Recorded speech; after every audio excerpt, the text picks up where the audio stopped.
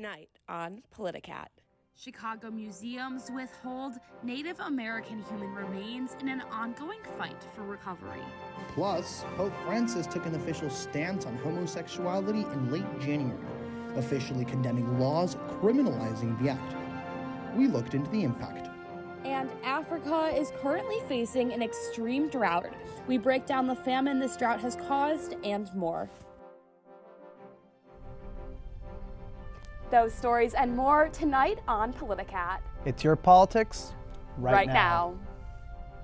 Hi, I'm Lena Peterson.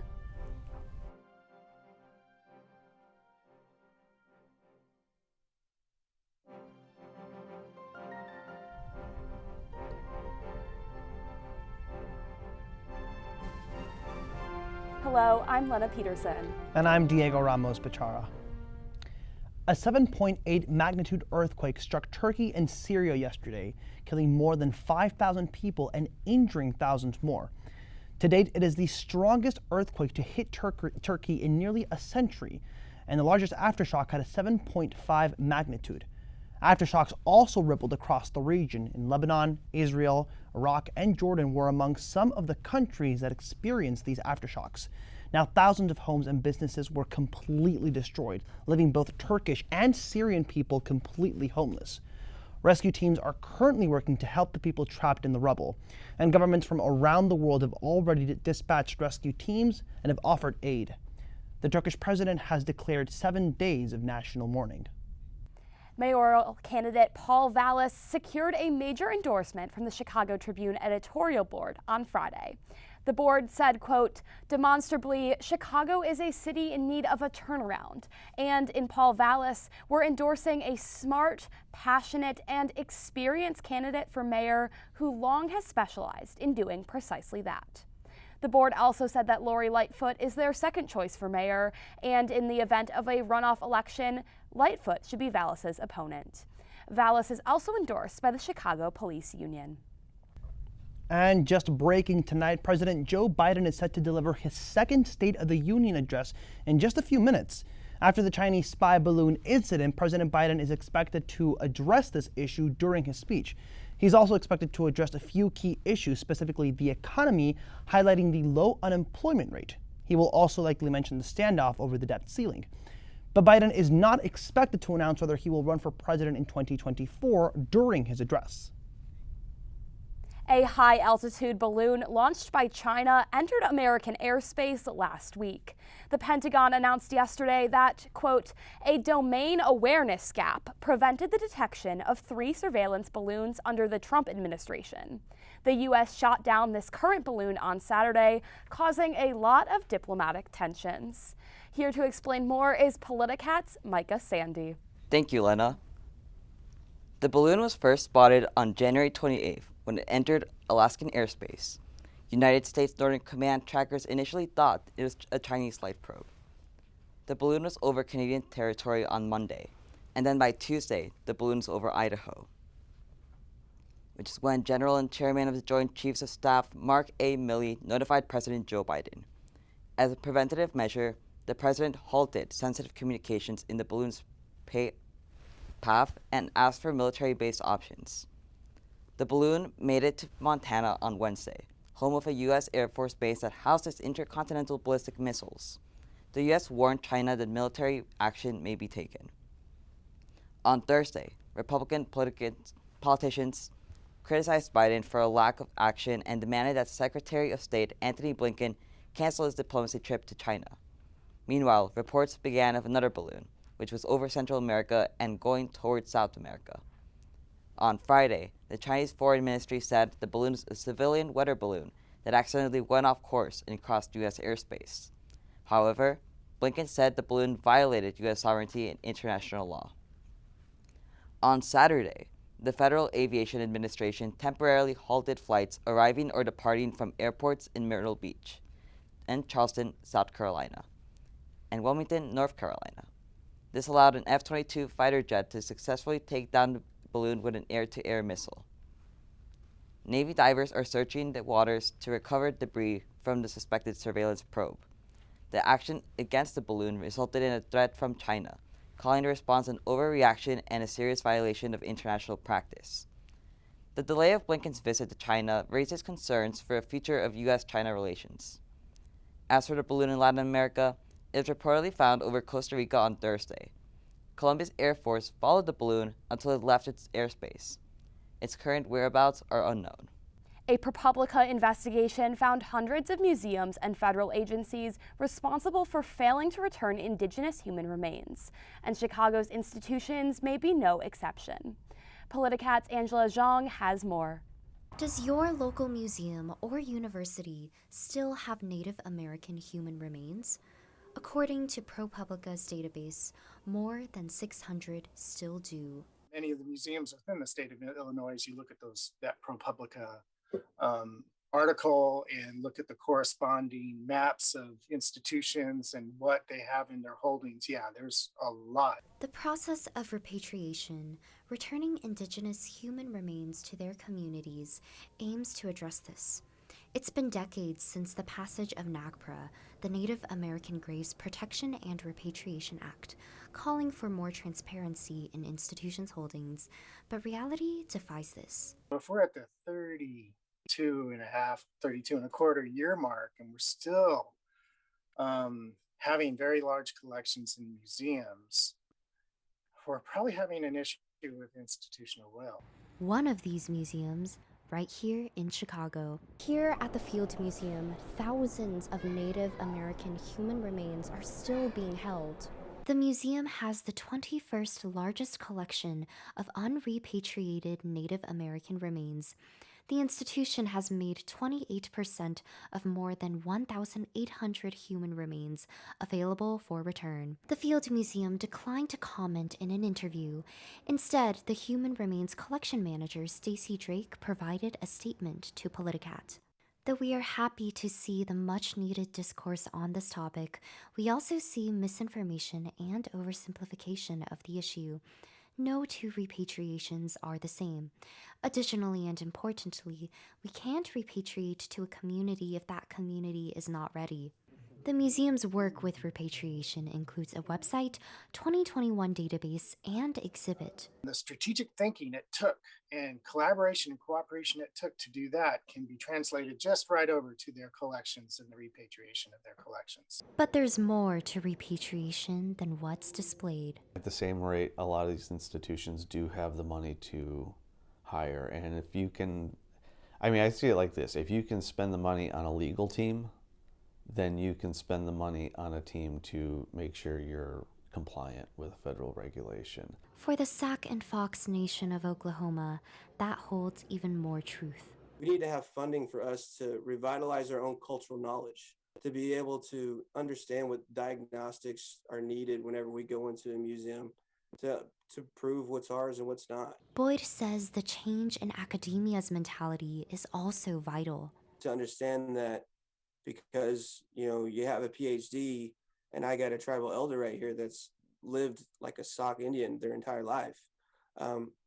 Maybe they might know a little bit more about you, or, maybe they know a little bit more about being Sac and Fox than you do just because you've studied us. In the process of repatriation, there are calls for institutions to be more understanding of cultural knowledge beyond written history. Let's rally together on some history and some culture and learn about each other, learn about our cultural knowledge together. Let's try and bring everything back together. Angela Zhang, Politicat.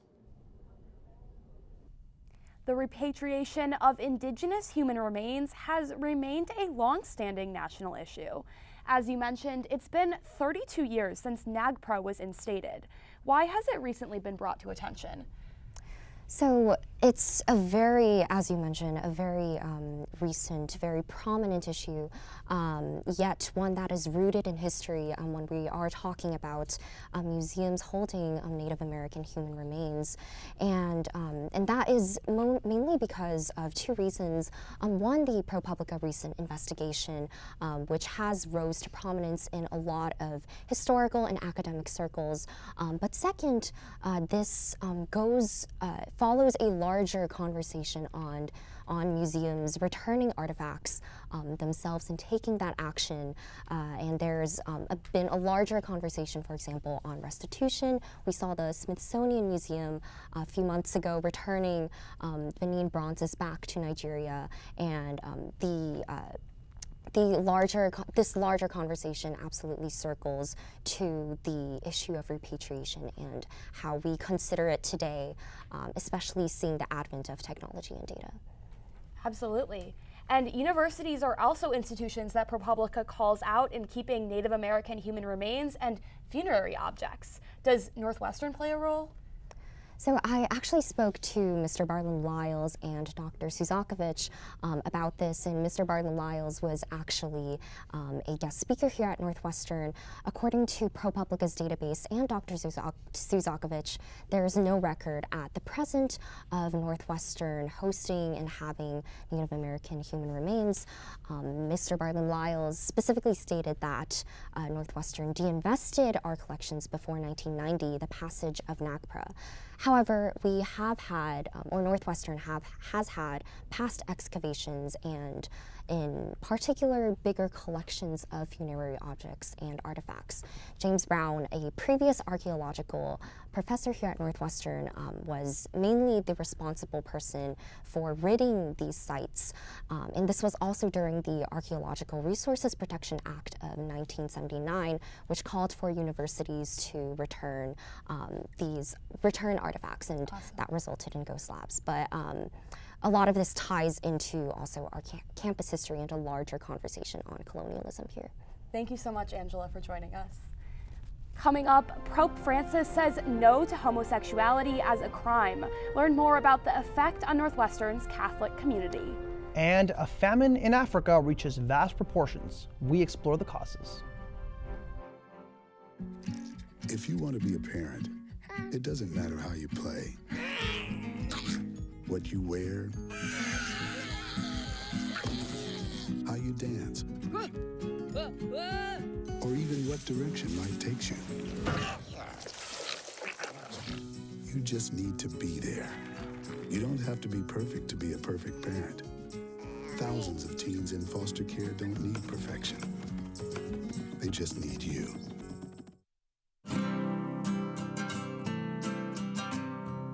Every day across America, excess food is gathered by a network of good people at local food banks, giving hope to millions of children who struggle with hunger. They've earned their wings, and you can too. Together, we can solve child hunger. Support Feeding America and your local food bank at feedingamerica.org.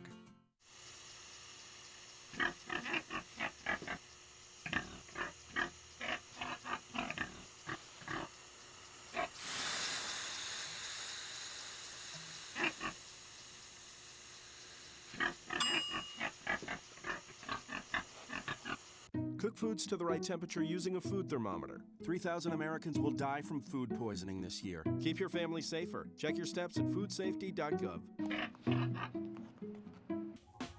Last week, Brandon met a girl on a dating app. One day after work, he finally found the courage to ask her out. No answer. He started to panic. Was he being too pushy? Maybe it was too... Hey, sorry I didn't respond. I was driving. I would love to go on a date. How does tonight sound? Brandon tried to play it cool, but inside he knew. A girl so smart, so responsible, she must be a keeper. Pope Francis returns from his trip to South Sudan this week, but not without more questions about his comments on homosexuality. Politicat's Luis Castaneda shows how the Northwestern Catholic community is reacting.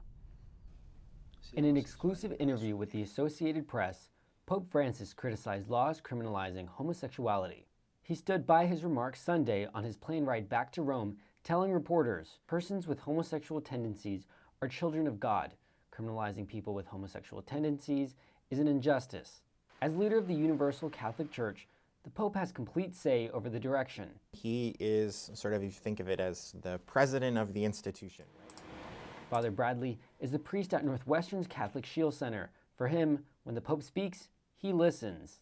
I think the Holy Father talks a lot.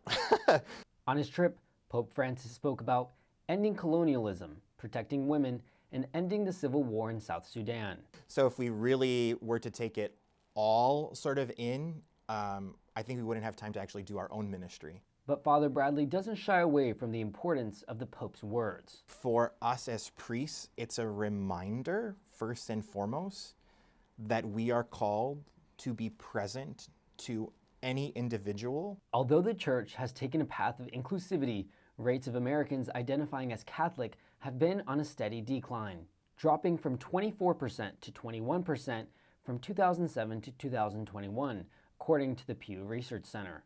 Father Bradley says this doesn't stop him from continuing with his mission. God loves everyone. And I think if that's the message that I can bring and live here on this campus of Northwestern University, I think then we're all going to be living in the fullness of who God is to us. Back to Diego at the desk. Thanks so very much, Lise, for that excellent report. And now, shifting gears, according to a new report from the United Nations World Food Program, the issue of food shortages in countries across Africa is only going to get worse. Politicat's Jeremy Fredericks is here with us for more on this topic. Jeremy, good evening. Good evening, Diego. The report released in January warned that more than 22 million people in the Horn of Africa are now food insecure, meaning that people are reducing food quality or meals because of shortages and economic conditions. That's up 9 million from a year ago. Across Ethiopia, Kenya, and Somalia, over 5 million children are severely malnourished and 3.7 million are moderately. Somalia is facing the worst conditions, with 40% of its population described as food insecure. The famine causing injuries, malnutrition, and death.